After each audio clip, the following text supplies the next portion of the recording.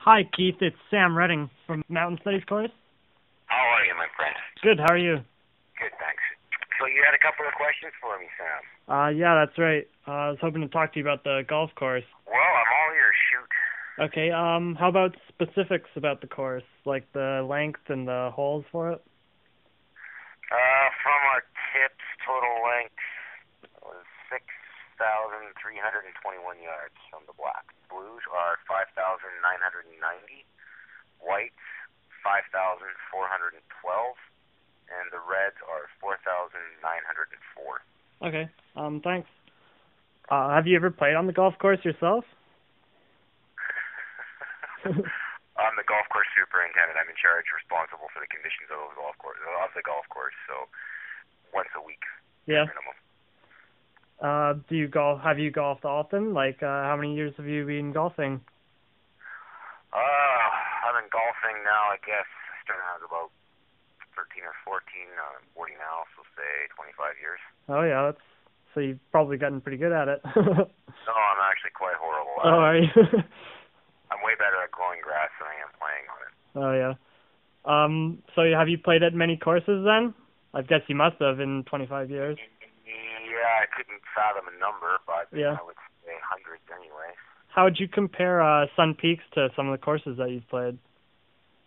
Comparative how? Comparative in condition-wise? Or like in the when you're playing it, like how you like it compared to them. I find Sun Peaks is it's a narrow track. It's what's called a resort type of course. So it does offer what it doesn't have in distance. It makes up for in lack of width. So it makes it as challenging as other golf courses. Oh, I see. And I read somewhere that the balls fly further. Is that true? Well, it is. When you get further up, there's a little less oxygen in the air, in the atmosphere, so it tends to let the ball go through the air a little bit easier. Okay. In your experience, are there mostly residents that are playing the golf course up there, or do you get a lot of visitors too? Well, I think we have around, I want to say almost 100 members, and we do about 10,000 rounds a year, so that would equate to a lot more green feeders, as we call them. Okay. Do you have no information on the kind of events that you guys have in the summer, like tournaments and stuff like that? Well, we do weekly men's nights, ladies' nights, and seniors' days. We have a Monday through Thursday all-you-can, so you can play as much golf as you can for, I don't know how much it costs.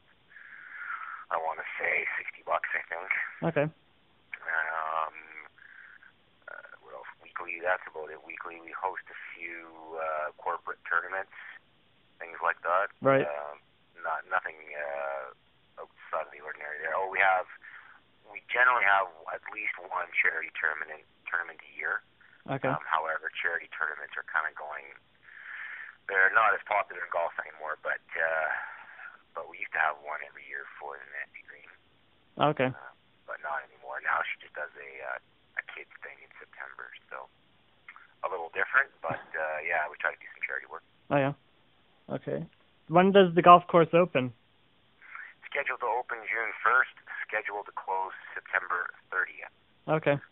Shortest golf season in North America. And that includes the Yukon, Northwest Territories, and Alaska. Really? Yeah. Is it what causes that? Elevation and snow, my man. Just because it's so high. So high, and we have so much snow here that it takes a long time to melt off and comes back. Okay. The only other higher elevation courses in Canada are in Banff and Kananaskis Valley.